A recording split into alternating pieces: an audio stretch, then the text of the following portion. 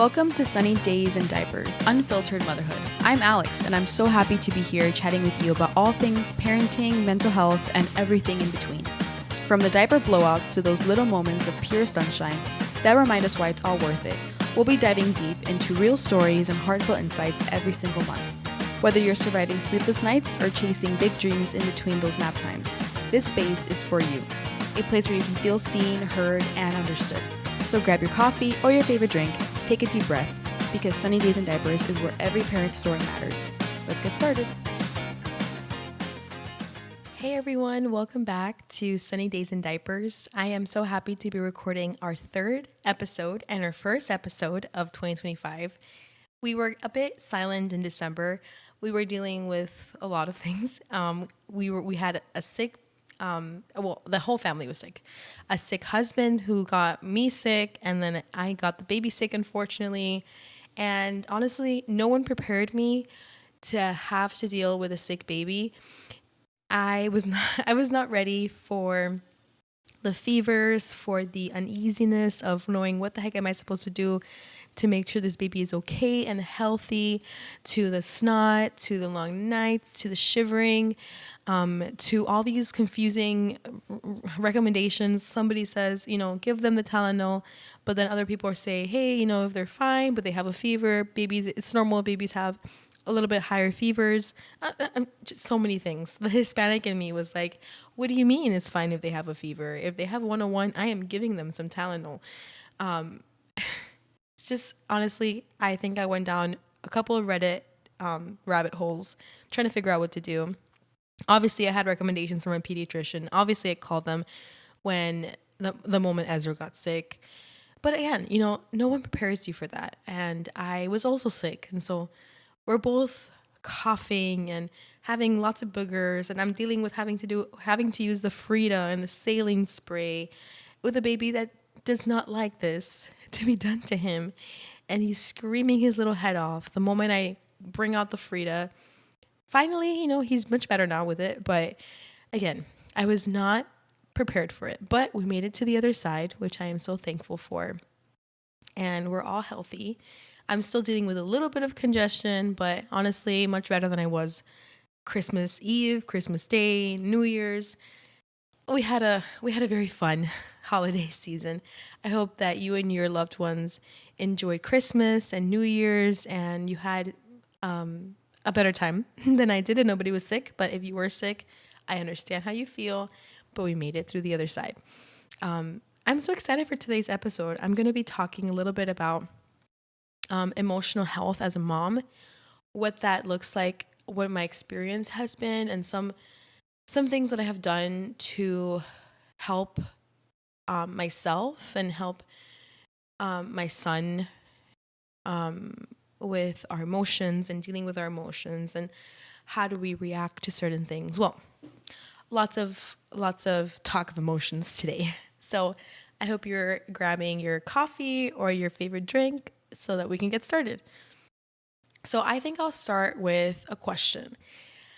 My question is, how do we help our children understand their emotions when we honestly don't have a handle of our own? After I gave birth, I experienced depression for a few months. But at one point, I started to notice that depression started to change, kind of evolve a little bit into anger and just rage. I mean, everything would get me upset. Every little thing pushed me closer to the edge, and I felt like a ticking time bomb. Honestly, I was going to go off at any point. I wasn't treating my husband the best. I wasn't myself at all. And honestly, my husband and my son were getting the brunt of it because I had nowhere else to express these feelings besides the two people that I live with, and now as I'm talking about it, as I prepared for this podcast, I started to reflect a bit on how I got there. What were some things that got me to the point of depression and anger and frustration and just too much of it, like an extreme side of it. So the first thing was that My depression and my anger really increased when Ezra was about eight, 8 months. And as I reflect on this, I start to see some patterns that were happening during that time. We had just bought a house. We were settling into our house. Ezra was transitioning into his own room, which was a big deal. But now that I think about it, I should have realized that it was a big deal and that there were a lot of changes happening for Ezra that I wasn't really thinking about. And that affected his sleep incredibly. I mean, when I tell you that Ezra hit the 8 months and he wouldn't sleep, I am not over exaggerating. He wouldn't sleep at night. He wouldn't sleep in the day. It was so exhausting. He at night I was taking a lot of the work at night just because my husband would be going to work the next day. And sometimes as moms, I think that we think we know best. We think we can do things better than our husbands or than our partners. And that's something that I've been working on because I was judging him a lot in terms of what his decisions would be, or how he would put Ezra to sleep, or how he would feed Ezra. And at some point, I'm like, hey, I can't keep complaining that I don't have help when I keep pushing away the help that is being offered to me. And that's still something that's like, I guess it's like the mother in us where we want to have the control, but I know that that's not the right way to go about this season in my life. So I've been trying to depend more on my husband. And honestly, I've seen so many changes just doing that. But again, we weren't sleeping. There was no sleep happening in this house. I really hadn't gotten over being like the main caregiver when Ezra was a newborn.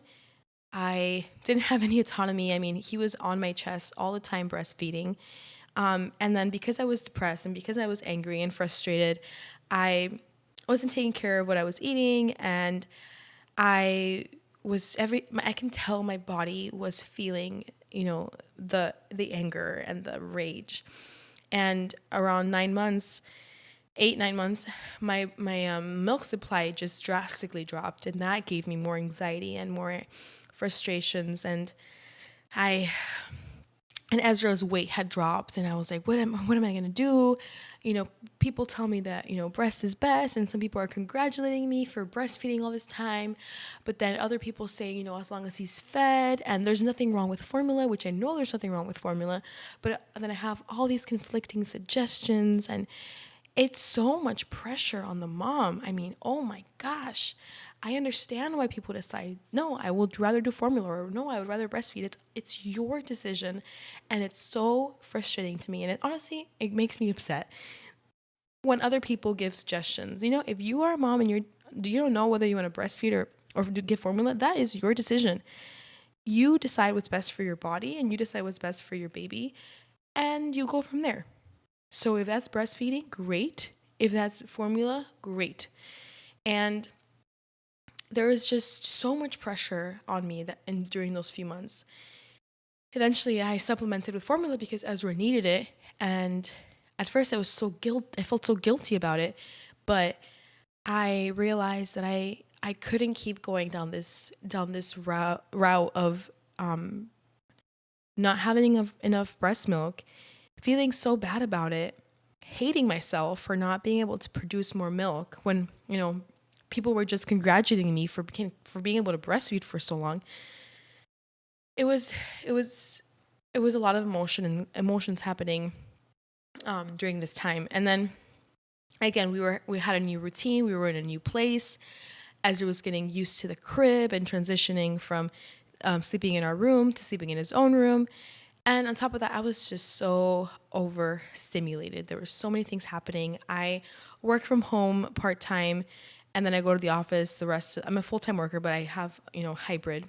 And when I'm home working, I'm home with my son. I mean, I'm taking care of him and I'm working, and it's a lot. A lot is going on.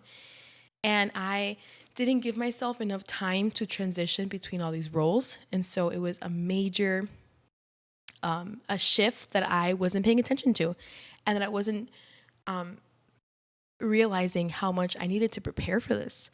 So I had a breaking point. And I'm sorry if I get emotional as I speak about it. It's because I think about other moms who might have had something similar and might not feel comfortable speaking about it. But it's so important to share and to talk because that's where healing happens. So I had one day where I was, working from home and I was with Ezra, and it was a difficult day. He hadn't slept the night before. I had taken most of the night shift. Again, not because my husband doesn't help. My husband is so helpful. I just I'm working on, I have this obsession with wanting to be in control and I can put Ezra down better. I can do this better. And so I wasn't asking for help. And we weren't communicating during this time. So again, back to the story. I was home with Ezra. We had had no sleep the night before. I'm telling you, maybe I had 2 hours of sleep, maybe, after multiple days of this happening. And he wouldn't nap. And I was trying to keep him in a routine so that he would nap the moment that I had to be on a work call. And it wasn't happening.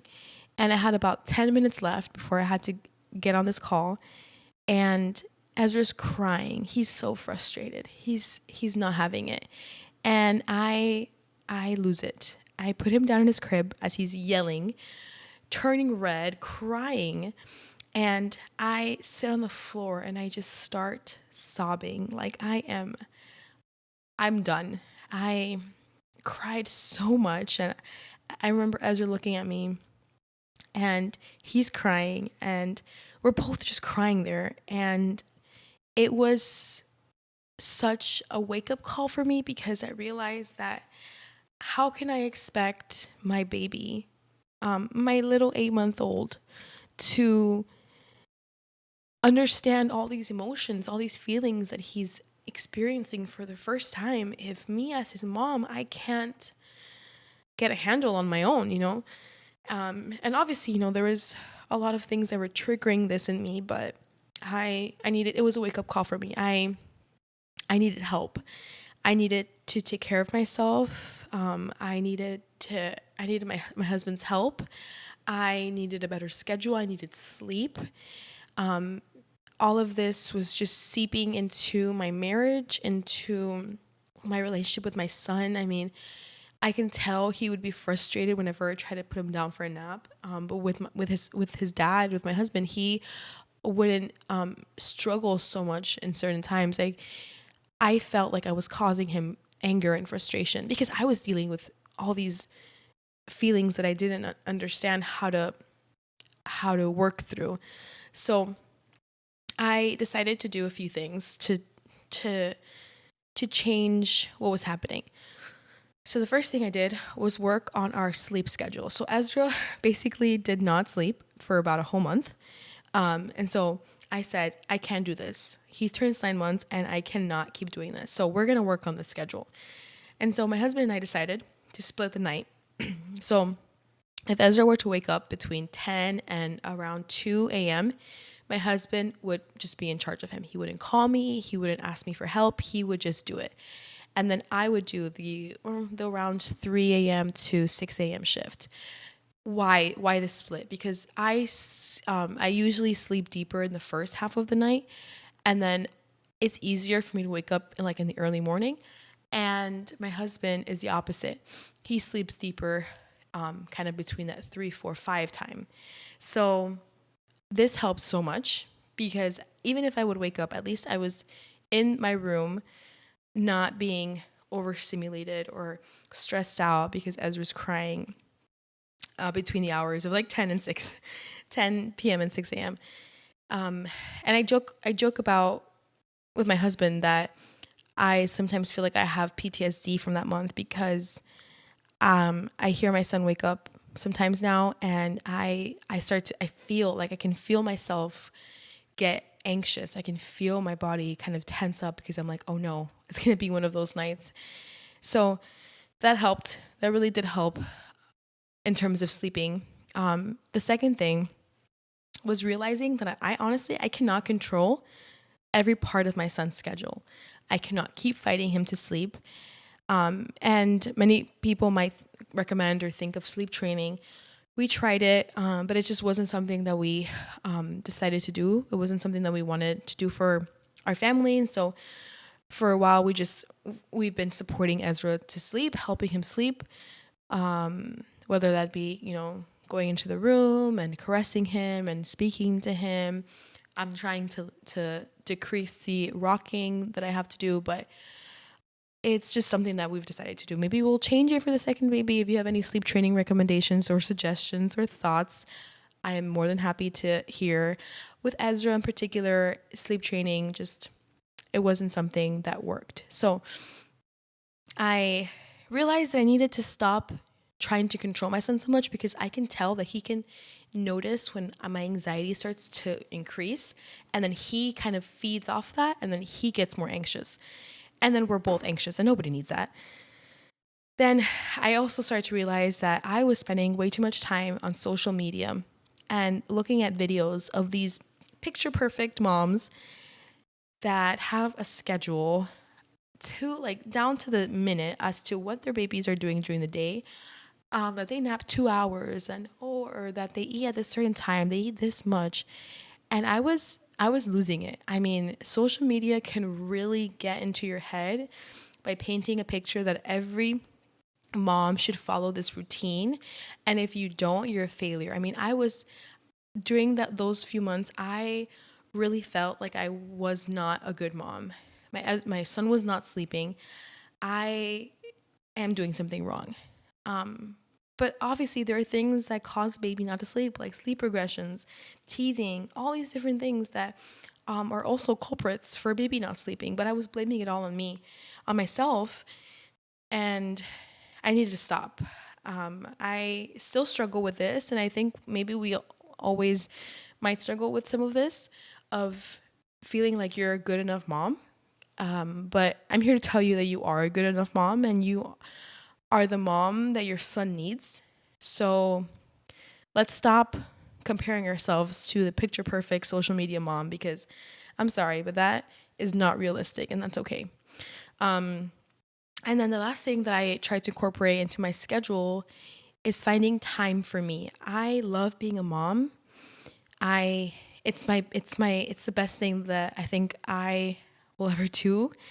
But I think that it's also important for us to find ourselves outside of just motherhood, find things that bring us joy, like hobbies. So I started just walking, or I started just waking up early, but having my alone time and just saying, hey, Sebastian, you're taking the baby because I need some time by myself.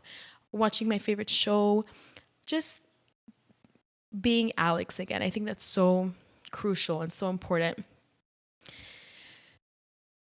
Do I handle my emotions perfectly? And absolutely not. I have moments that I can feel those similar triggering emotions happening, or situations, or I can see myself start to go blank a little bit. But then I really start to think, how can I expect my son, who is at this point right now only 16 months, to control his frustrations and emotions when he's watching me be unable to do the one thing that I expect from him? And I think it's okay if you break down, if you can't do it anymore. In that moment, you cry and your son or your daughter sees you, but it's so important for them to see you get yourself back up and ask for help, because we're showing them that they can also ask for help when they're frustrated or when they feel these big feelings that they don't know how to deal with.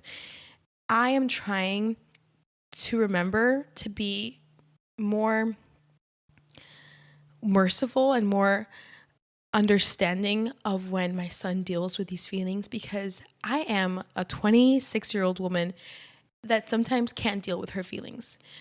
So it's totally okay if my 16-month-old has tantrums and has struggles. So if you are dealing with not knowing how to handle your emotional health, look at the things that trigger you, or look at the things that increase your chances of having an outburst, and try to make some changes in your routine. Ask for help. Think about what you were doing before you were a mom and what brings you joy, and incorporate that into your life. And know that, your what's happening to you is difficult, and maybe you're not sleeping, or maybe you're struggling with some aspect of motherhood. It's okay to struggle, and it's okay to not know what to do next, and it's okay to go down that Reddit rabbit hole of what to give your kid when they're sick, because I'm only 26 years old and I've never had a sick child, so it's okay. But it's important to kind of bring yourself back to reality, and to know, hey, I have a handle on this, and to show your kid that you can control those emotions and those frustrations that start to come up. So I think that I've only also been able to do that because I have family that has been able to help when I need it. And I recognize that. And I know that's a privilege because not everybody has that. So if you do have that, be thankful for those that are around you, that are supporting you. I think it takes a whole village to raise a child. And if you don't, I know that it's hard to find that tribe, but I hope that you do. And that you can count on people around you to help you.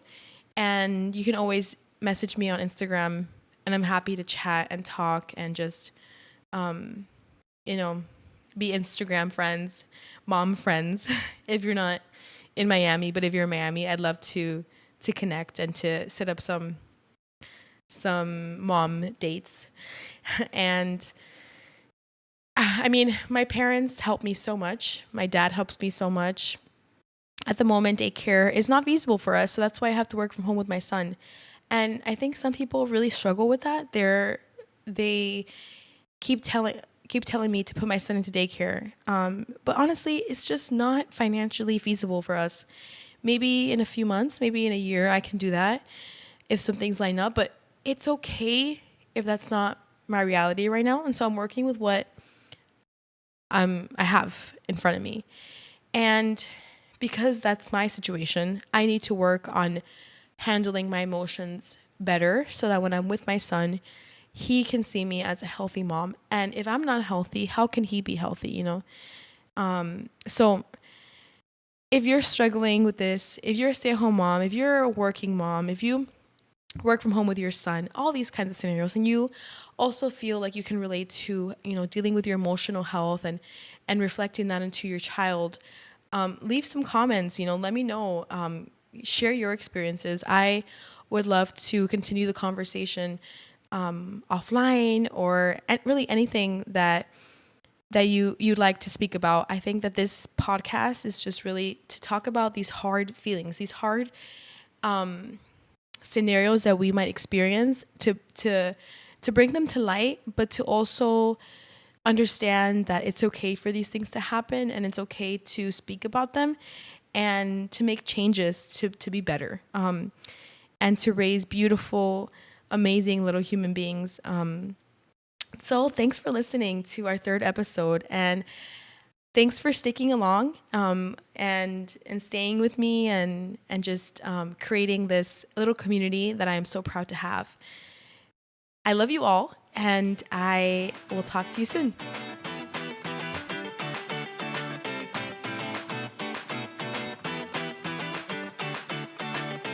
Thank you so much for joining us today on Sunny Days in Diapers. I hope today's episode brought a little sunshine and realness to your journey in motherhood. Remember, whether today feels like a sunny day or a diaper day, you're not alone, and you're doing an incredible job. If you enjoyed this episode, don't forget to subscribe so you don't miss out our next chat. And hey, if you know a mom or dad who could use a little encouragement, share the love and pass this episode along. I'd love to hear from you. Feel free to reach out on @SunnyDaysInDiapers on Instagram. Your stories, your thoughts, they mean the world to me and my husband, and they help make this community stronger.